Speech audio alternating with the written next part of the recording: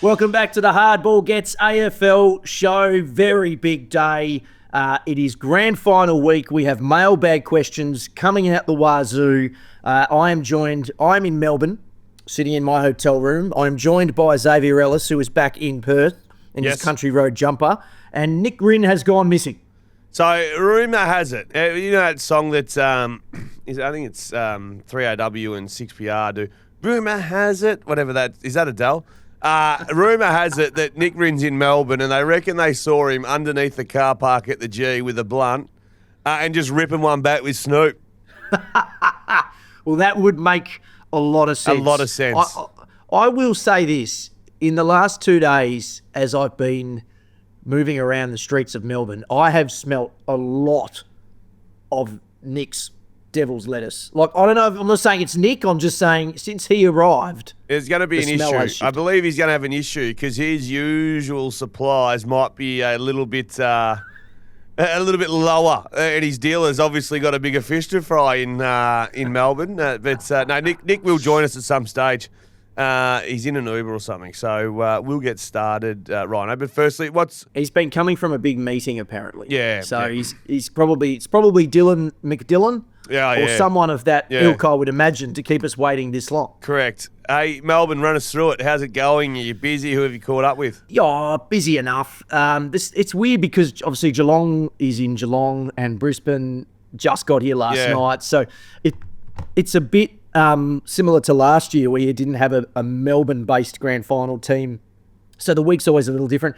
Just today I saw a bunch of people walking around in their Brisbane Lions paraphernalia, which is always good. Cool. I'm always I'm going to insult Brisbane fans here, and I don't mean to, but whenever I see fans from that area, from Queensland, be that Gold Coast, I'll throw GWS in there. You know what? I'll even throw Sydney in there.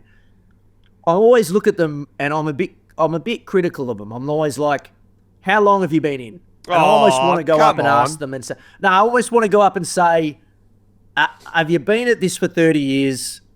Were you a Brisbane Bears supporter? Were you a Fitzroy Lions supporter? Do you do that to Freo? Well, they've been around 30s. I would assume who do you support? Have you just jumped on? I would assume that anyone who is a Fremantle supporter has to actually be a legitimate one, because after all the pain, why would you voluntarily just join that halfway through?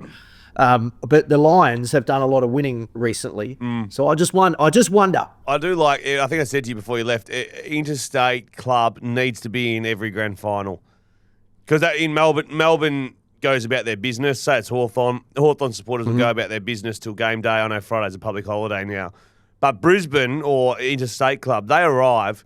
Scarves are out, hats are on, jumpers are on, bars are full, restaurants are hard to get into. The vibe's good. They're there just to sink piss for 4 days. It's all encompassing when you've got the Interstate Club rolling in. Yeah, that's true. They go to everything. They go to every single thing. You see them at the footy festival. They're doing all the things that they can possibly do. No, it's great. I love this week. It's fantastic. What have I seen around the town? I saw Nick Riewoldt filming some random commercial on the street the other day. I saw that.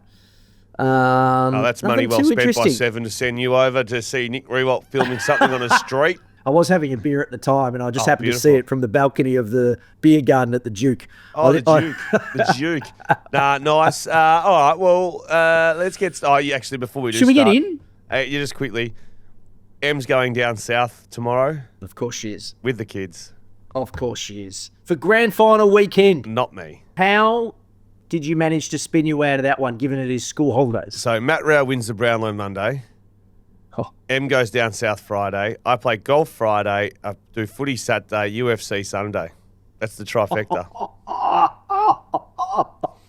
How much did you win on Monday night? Because you were spruiking this very early on in the piece. I was convinced by you to jump on and just have a little taste. I actually had forgotten that I'd done it. I must have done it that week that you were rambling on about it. So after the count, my balance suddenly shifted. Yep. Decent amount. That's nice. Like, what have I won here? I had to go back. Turns out, thank you very much, Matt Rao. You must have. I had a lot. I had a lot of messages from people on Instagram saying a lot. Like, shocked how many. Wow. But even little things like before the count started, he went at 5:50 before the count started. He went from $13 to $15. I mean, you're just asking me to have more. You're asking me to go again. What about halfway through the count when all the live betting sites were suggesting that he was $1 and Dacos drifted out to about, I think, $18 at one point. I had a few bucks on Dacos at 14s, just laid off. Yeah, yep. Just a little bit. Okay, well, firstly, this episode's brought to you by Woodside Energy, a proud major sponsor of the Fremantle Football Club, supporting local footy from grassroots to greatness. All right, let's start with Ed. Xavier not rocking up hours before he is about to win an absolute bag needs a full-blown investigation. There are rumours that I didn't go home on Monday night, but those rumours were incorrect. It wasn't because I was inebriated. It was because I was in the uniform shop I was in the uniform line at Hale. So it was funny because, we hadn't heard from you in quite a bit of time because you were sick, you were unwell. No, I was crook. You were, but then early or sort of midway through the count, suddenly you started reappearing on WhatsApp, almost back from the dead. Yeah, no. I tell you what, the greatest antibiotic in life is when Matt Rao gets to $1 and you've backed him 7 times. All right, this one is from Botox Head. This will be good. Hey lads, big fan of the pod. Just a quick one for Big Pepsi.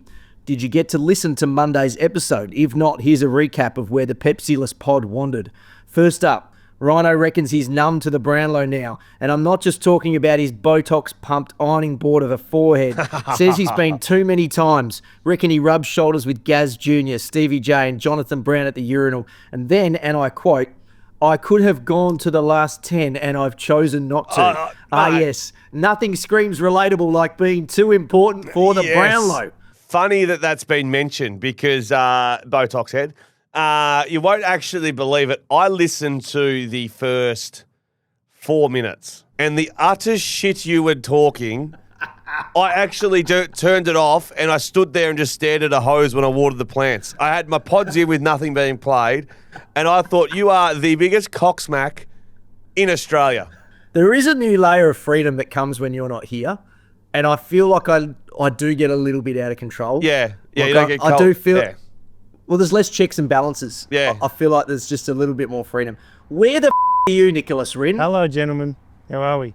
I'm at Courtside, sitting outside Courtside, Melbourne, Josh Giddey's new facility. Right. Well, that's going to be good with the cars running around in the background. We've got that, or we've got basketballs and music inside, unfortunately.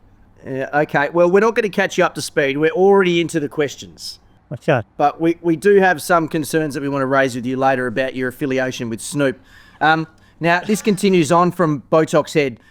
With your ego check out of the room, Big Pepsi, Rhino wasted no time rattling the empty Kit Kat jar and launching into how close he was to breaking the McQualter to Eagles story.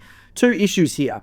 A, he didn't break it, and B, it was a year ago. No Kit Kat then, no Kit Kat now. Next came the shout-outs. Robbo, clearly missing his involvement in the pod, acted like a first-time caller and spent his first minute shouting out a random called Lisa. Rather than getting things back on track, Rhino doubles down, recounting how his Botox-filled quokka head was recognised in the wild, and then gave a shout-out to some bloke called Matt like it was a cameo, and Rinny, feeling the vibe, joined in with one of Darcy Jones's cousin's sister's father's Darren, claiming Darren picked him out of a crowd by his voice, rather than the smoke signal he was throwing up. Honestly, it sounded like community radio at 3 a.m. And speaking of Rinny, after all his hard work mastering the intros and sponsor reads, he proudly told listeners that he's been bestowed the great honour of expert commentator for the Under-18s Colts telecasts.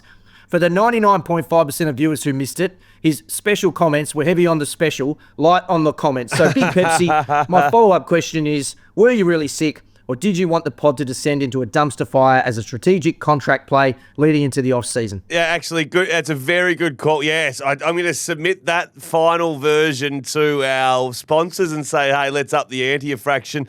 No, but I will say I lied before when I turned off was when you were talking about the Brownlow. I actually turned off when you Coxmacks were doing shout-outs to randoms. A bloke with a Fremantle hat on a plane or something, I was like, oh, my God. Right, what do you call it? Community radio at 3 a.m.? I actually don't even think you'd get a spot on community radio. These are our people. These are our people. Up late. No, we love our listeners, but that's summary of the episode. That was about as far as I got, and that's about as far as Botox Head got too, by the sounds. Curtis, hey fellas, love the pod and need some advice from Pepsi on how to win a fight against a local council. I moved my car to let my housemate out at night and couldn't see the no parking sign. Copped a $110 fine. Decided to cash out a bet I made to cover some of it. I had $50 on rail to win the Brownlow at $21 and cashed it out for $47.50. So not even half the fine. Can I sue the City of Melbourne for damages and emotional stress for having to watch that unfold on Brownlow night? Any advice appreciated. Cheers. And he has actually sent the picture of his bet. It is legitimate. That is brutal. I can sympathise a fraction because I mentioned in the first part of the podcast that I reloaded again on Rao before the bounce down on Monday night. I actually cashed that out at about 20% profit or something like that, to then back Nick Dacos. So I also cashed out of one, which I now wish I just let ride. But unfortunately for you, you're just going to have to move out of the council. Maybe just go set a few bins on fire at night. Maybe just a couple on bid night. But I think you're just going to have to leave. You have to leave the council. You're out. Are you suggesting that he gets his money back in other ways? Yeah, damages. You're not going to get damages awarded to you, but you've got to damage some of their property. Yeah, I like that. Or take full advantage, like start using the public library a little bit more. Yeah, no. Those kinds of things. I was about to say something very similar to using the public library. I actually think if you go spray paint giant cocks on walls, that'll work. Well, to clean one wall, it's probably going to be like, $500. Correct. You're in so front. You're going to get your money back. Yeah. You're getting your money back pretty quick. Mitch, who says no? West Coast get Chad Warner. Sydney get Curnow. Carlton get pick 2, assuming West Coast gets pick 2 as compensation. I have seen this one bandied around a little bit, and it makes a lot of sense on paper, but none of those things. I don't think Chad Warner wants to leave Sydney. We know that. Yeah. And I'm not sure Carlton want picks back at this stage with Curnow. They don't want players. But on paper, if you're just talking about a fantasy trade, that probably makes a lot of sense. Remember, was it last week we fixed up Carlton in 8 minutes just by getting every single pick available, trading. They're a bit like Essendon. I don't think they're in a rebuild, but they probably need to be because they're about to fall off a cliff. So we've picked it with West Coast. We picked it with Richmond. Melbourne are a year away from it, and I reckon Carlton aren't far off them. So makes sense, but they won't do it. I reckon the big concern with Carlton is how badly it appears that Charlie Curnow wants to get out, and how keen Silvani was to get out. Yeah. And how De Koning made his mind up so long ago. Like, I'm not saying it's Michael Voss's fault or anyone's fault in particular, but sticking by Voss, if it doesn't work now, and if these players needed a change, like let's just say they got a new coach, right? Yeah. Instead of keeping Voss, and they got somebody in that these players go, okay, well, it's a fresh start. Let's give it another look at this. This might be worth another crack.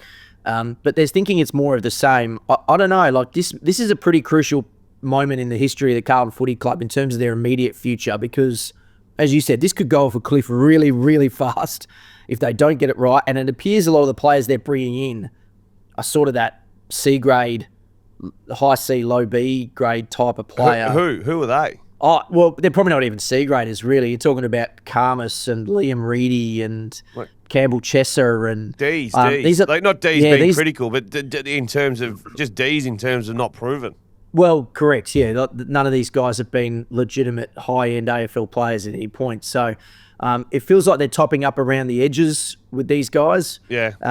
And look, maybe less mouths to feed will work. We've always criticised Carlton for being a bit too star-heavy, so maybe this is a good thing. But it's going to be a fascinating watch next year. Hey, Rinny, did you see Ross the Boss interaction with Dan Gorringe during the final on the weekend when Ross said he hadn't even interviewed Tom De Koning? Did you see that? I did. And then Tom De Koning, popped out of nowhere. And then they made it. First time he's meet his new player, you reckon? Meet his new player. Then Ross was like, shit, we better see whether he can handball. Like, started handballing the ball to him, like doing hit-outs. And it was a good performer. Ross was a good performer. He's in his cuddly Ross era, isn't he? He's bringing everybody in. He's everybody's best mate. And then see if they drop a few. Right, yeah. But right now, too, St Kilda, in terms of excitement going of a team that didn't make finals, they've added De Koning. Wanganeen Miller has re-signed. Silvani's lobbed there. Like, no one's exited. I saw Wilkie's going to stay. He's shut down any offers. So everything associated with St Kilda at the moment is positive until round 1 where they need to play footy. Well, didn't we, when we went through that list and we talked about the percentages everybody goes up, I think every single one of those things has landed, haven't they? Yeah, it has, which is amazing. And Windhager's staying as well. Windhager's staying? Yep. What are you at, like 60, 63, 65%? If everything goes well, I think they can push for finals next year. I mean, they were in the finals last year, I think. Am I right in saying that, or was it the year before? I think it was the year. It hasn't been that long. Yeah, I need to remind you that they did lose to West Coast. Yeah, that did happen. Yeah, that did happen. Oh, look, they've still got a lot to prove, but you're right. They haven't done a lot wrong since the season finished. All right, Todd. Hey guys, I know the finals are still going, but as an Eagles fan, I'm obviously more interested in the draft at this point. I'm thinking back to last year when the first I heard of a certain player was X saying he liked the way his balls dropped or something like that. The player was Harvey Langford, who continued to rise in the rankings and was eventually taken at pick 6 and had a pretty solid year. This year, Sullivan Roby has well and truly become a late bolter, but I'm yet to hear X's call on his balls.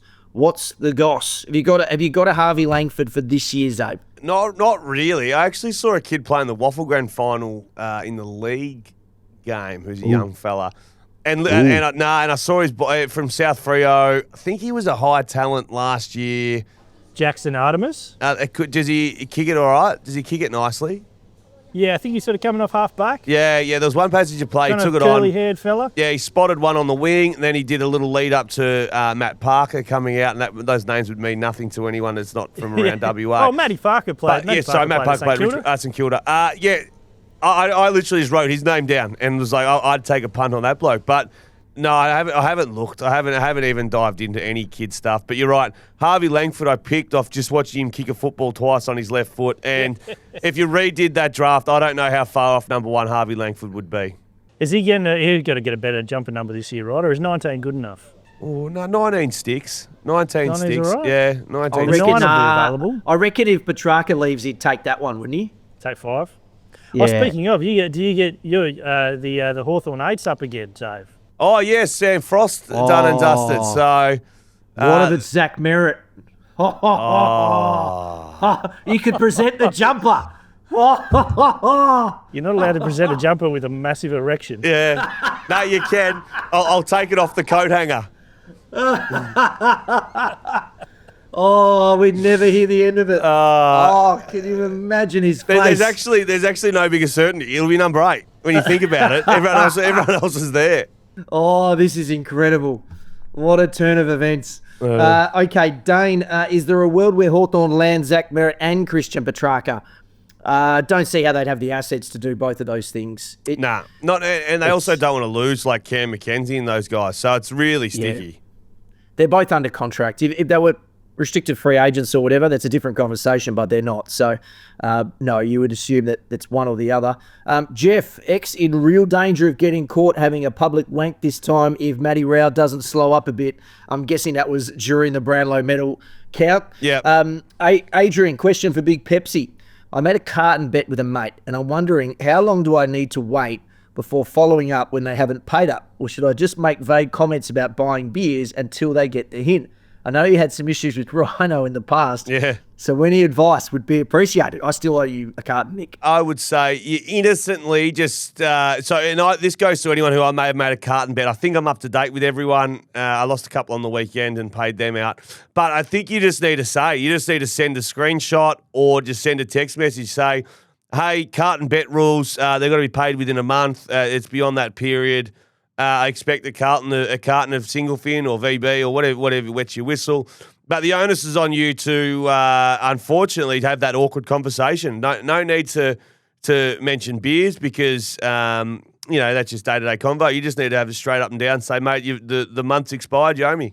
Do you think you could start putting little caveats into bets, like as in if it doesn't get paid within a certain period, it doubles? Interest, yeah. Like there's an extra carton on top if it's not paid within a month. Absolutely. And I've been lucky enough that a few hadn't paid and they circled back to me and then said, oh, shit, I've got this for you, but would you take a double or nothing? And I went double or nothing with everyone and all the double or nothings won too. So I'm not, it's been an onslaught this year. It has been an onslaught. Why would anybody ever bet a Carton with you? I'm never doing it again. Mitch, hey guys, I know this gets said every year, but I think it's time for the Brownlow to change. In what world does Jai Amos not get a vote? Do the umpires not know the important role he plays? It's all well and good for the Dacosses and the Rows to get heaps of the ball, but it's just as important to not touch the ball as well. Was the biggest mistake of the night. Also, can Ryan and Nick tell us again how it was the Eagles' best season in years after they got the least amount of Brownlow votes in history? Thanks, boys. Oh, They underestimate how bad the previous seasons were. Nah, I have been inundated by Eagles supporters or football supporters in general, and they just still can't. You know the scene out of A Beautiful Mind where there's writing on the window and shit? They've now drawn up that sort of stuff on the glass window, trying to work out how you possibly made a case that was not the worst season for West Coast. They still can't believe it. Clearly, just because the previous seasons were almost that bad, but they had no kids as well. Mate, they got like some kids. They now. won 5 games last year. They won 1 this year and got like 11 Brownlow votes or 6 Brownlow votes or whatever it was. It was 12, wasn't it? 12. It was 12. I'm not saying it's a strong case, but there's a case. Look, I can understand his argument because if you just watch, you've watched all the Eagles games, Dave. You cannot tell me you didn't feel slightly better about their season last year than you did in the previous 3. They were losing by 180 points in some of these games. Like, there were 100-point losses every second week. Yeah, they also won a couple of games. Yeah, but like at the end of the day, what's the difference? You're finishing last anyway. It doesn't matter. I would say that what they did this year, bringing kids in, dropping a couple of veterans when they were out of form. They had significant injuries with their high-end players, and they didn't have many high-end players. If I was an Eagles supporter, I would actually feel slightly better about what I saw this year than what I've seen in previous years, only because it feels like the wheel is slightly turning. Purely on numbers, 1 win, much worse than 5 wins. It's 20% of the wins. Yes. But it's not where they're at. Wins are irrelevant. I don't give a shit if they win 0 games next year, but they need to keep developing the kids, not get flogged every second week. There wasn't too many games this year where you walked away going, that was so ugly. They lost by 100 points. It was more like, oh, well, there's a 3 or 4 goal loss, 5 goal loss, 6 goal loss, whatever. There were slight improvements across the board, but it was really hard to see because they were losing so many games. So I get what Nick's saying. It's not a statistically better season. It's another shit year, but I would prefer the state of the Eagles this year to the previous years if I was them, because you can see a turn. Yeah. Is that what you're saying, Nicholas? This is exactly what I'm saying, and I'm glad I have support in the room. If I went to 2021 when things went pear-shaped and said fast forward to 2025, I would assume that there's 10 kids that have been playing for West Coast who have the calibre of being All-Australians, and there's not. But that's got nothing to do with last season. I mean, if you're McQualter, you're taking over this. No, I'm not blaming McQualter for any of it. I'm not. No, I'm just saying that I'm not convinced on the kids. I'm just not.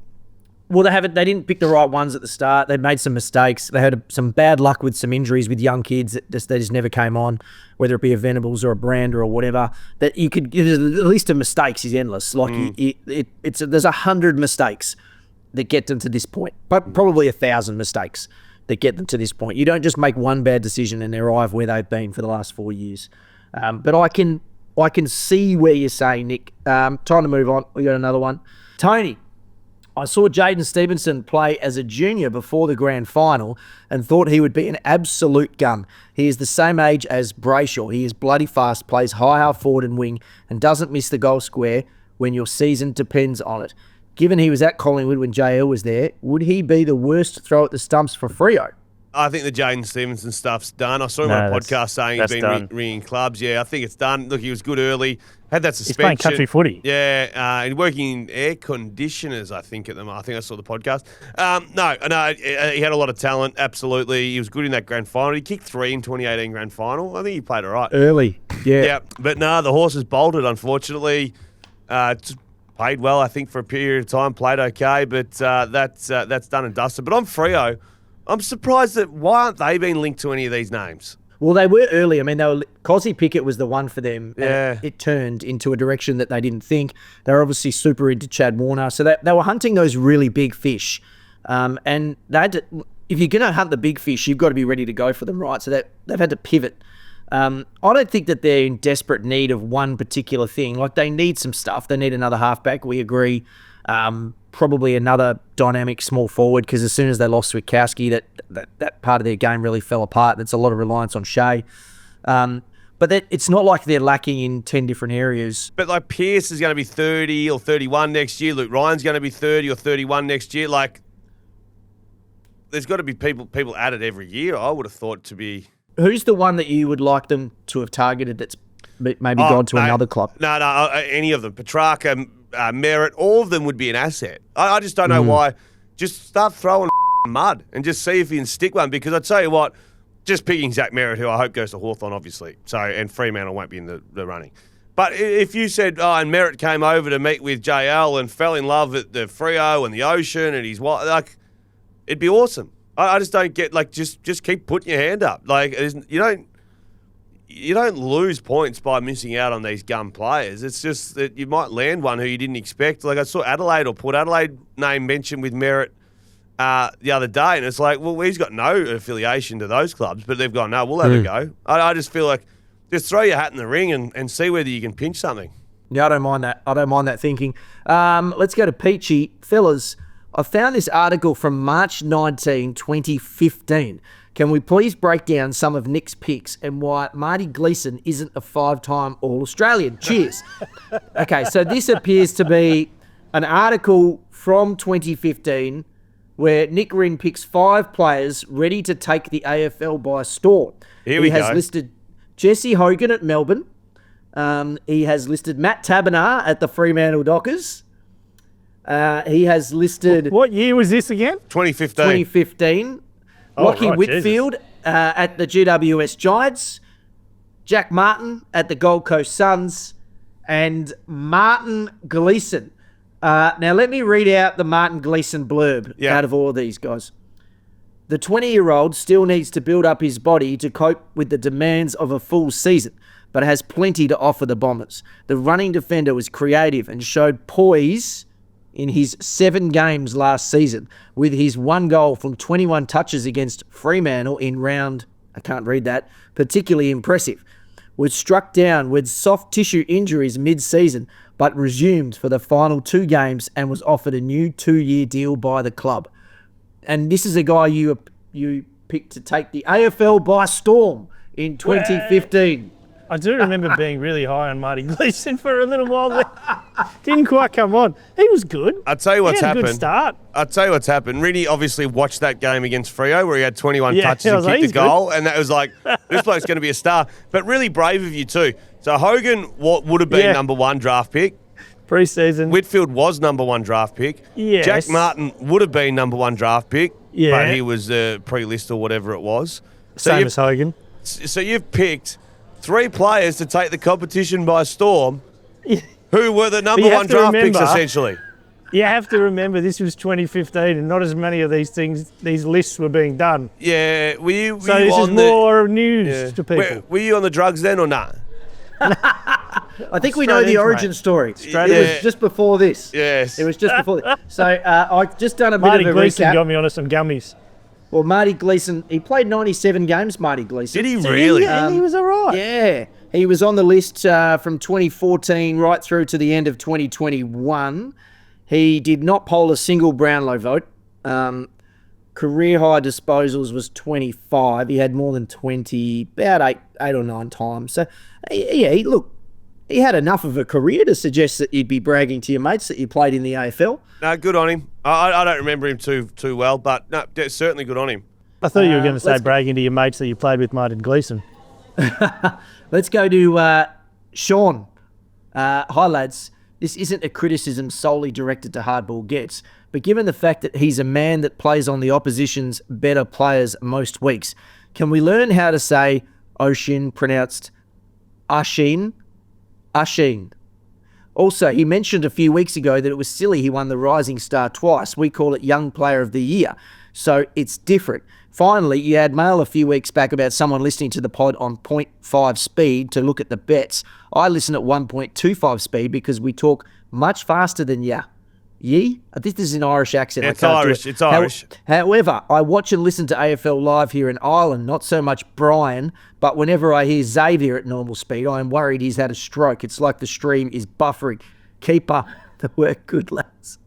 Great listening. So he says it's Oisín Mullen. Oisín, because we had a few people write in and he said, we're with Ocean. It's like, yeah, Oisín. He says Oisín. Oisín. Oisín. Well, they better get their bloody story straight. They've had a lot of time. There's a lot of Guinness going around. I just call him Mullen. That'll do. He's another player, though, that you don't... he's another Harris Andrews. He's another one that gets the full first and second name when called. Like, it's very rarely Mullen. Yeah, you're not calling him Mullen. No, you don't get Mullen very often. Chris Mullen. Yeah. All right, let's go to Kieran. Drove from Canberra to Melbourne for the Collingwood game and to grab a coffee at the Null Null's new joint.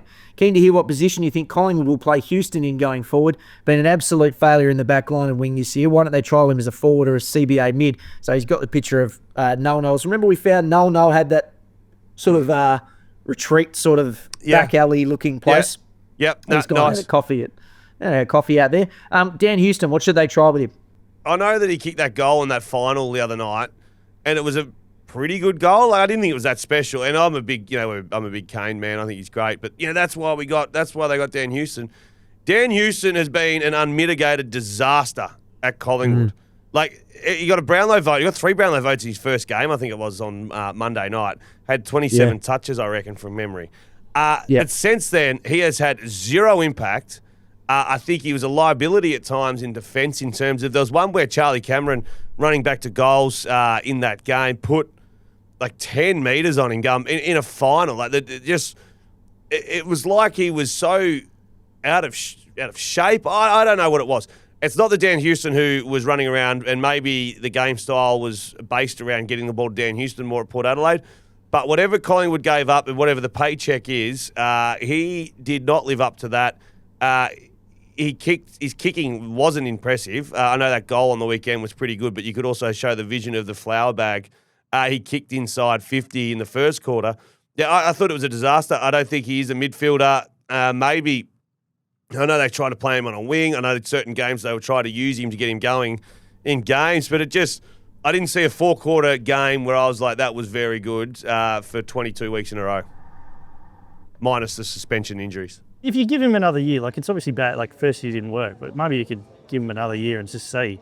He deserves a 12-month, like, moratorium. 12 months grace. 12 months grace. I'll give him 12 months, but absolutely, moving to a new team can be, a bit of an unsettling period. He's a dual Australian. He is a good footballer, but what he did, I thought he should have been omitted from the side nearly. I thought his spot in the team was probably dubious late in the season. Matt, from the mastermind that brought you send Tom Barras forward against the West Coast Eagles to try and meme on them comes the follow-up sequel. Send Nick Watson to the back flank because he's had 4 disposals in a game and 3 goals in 4 finals.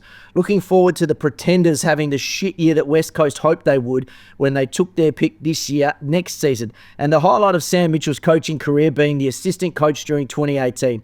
Barely scraping into the 8 with 1 significant injury all season and next to 0 debutants. At least the umpires have a piss and shit fetish, so they have a favourite team to try and get over the line. Jesus, Matty does not like the Hawks. Did they finish 3rd? Well, they lost a prelim, so yeah, it depends where you line up the finishing of the ladder. I haven't looked at that. Yeah, they finished 3rd in draft terms. Yeah, but every good club, every single good club aims to play in a prelim. Get yourself into a prelim time and time again. Eventually you'll win one, and they're hard to get into. Hawthorn keep putting themselves in those prelims. They'll win a flag in the next 5 years. They actually finished the home and away season in 8th. I thought it was like 6th or something.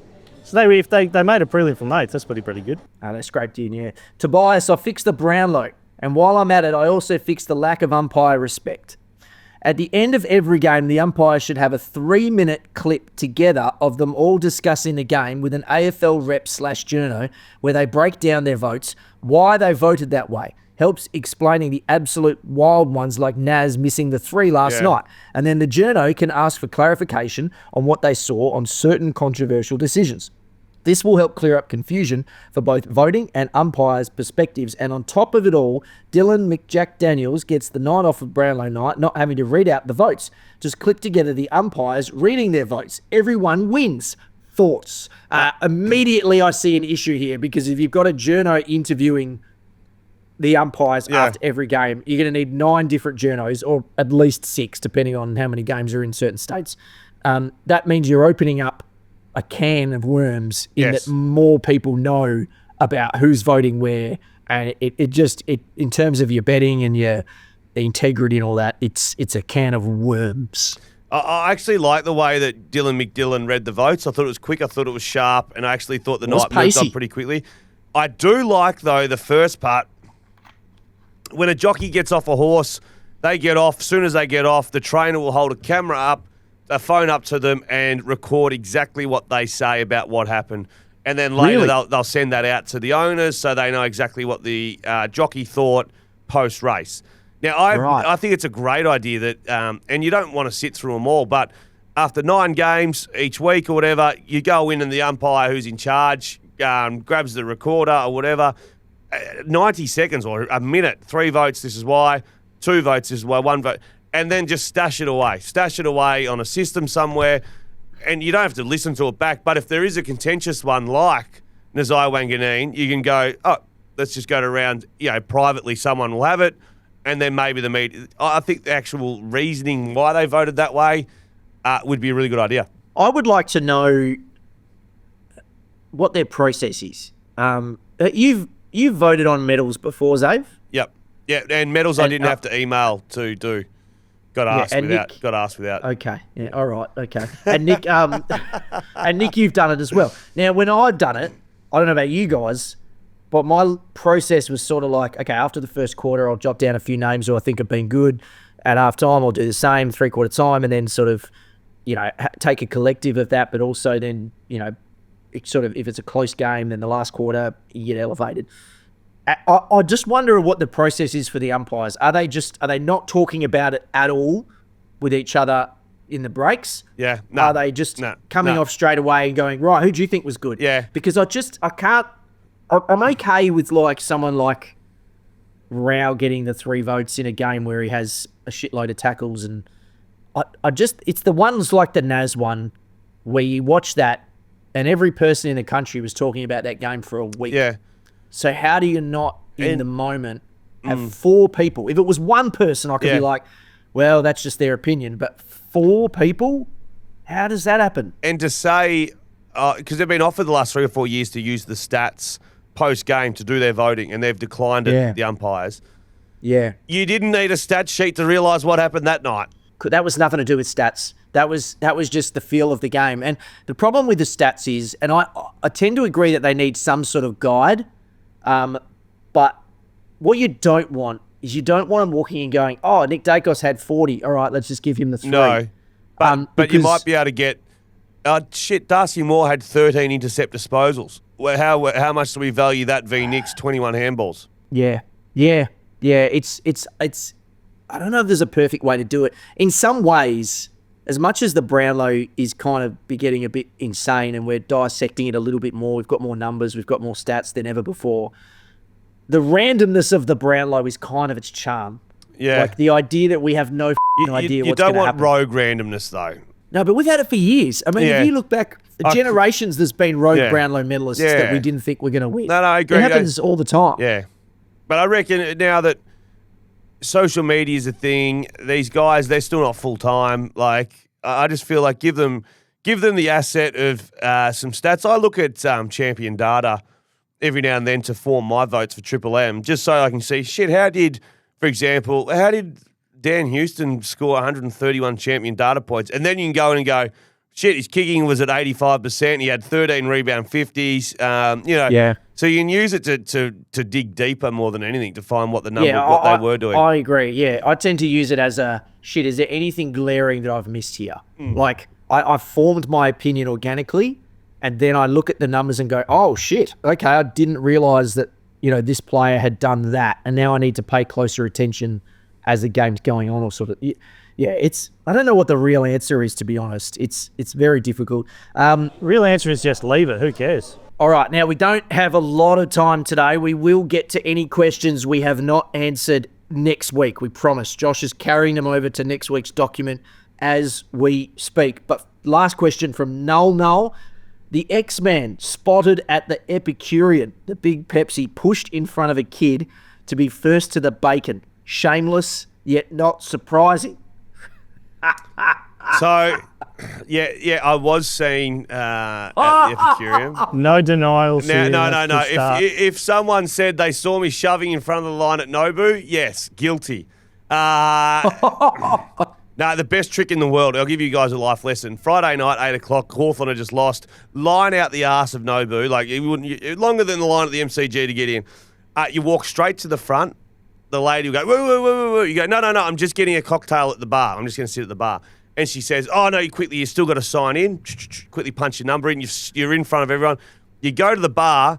I'll have 2 mango white chocolate cocktails, please.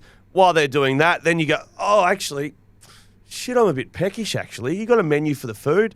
And then by that stage, you're in front of people by about an hour and a half. You've got your white chocolate mango, and they've just handed you the menu. Game on. But I was really hungover because I drank about 15 of them. That on the Saturday morning at the Epicurean, all I had was 2 pancakes. I paid $80 for 2 pancakes. This is a man of the people telling you the tricks to get in front of the line at Nobu. And then I went to the day spa, and they said to me, put on everything in the locker. So there was this is all for Father's Day, so it's a Father's Day gift. There was a dressing gown, there were slippers, there was a towel, and there was some some paper undies. It was a G-string, and I first no.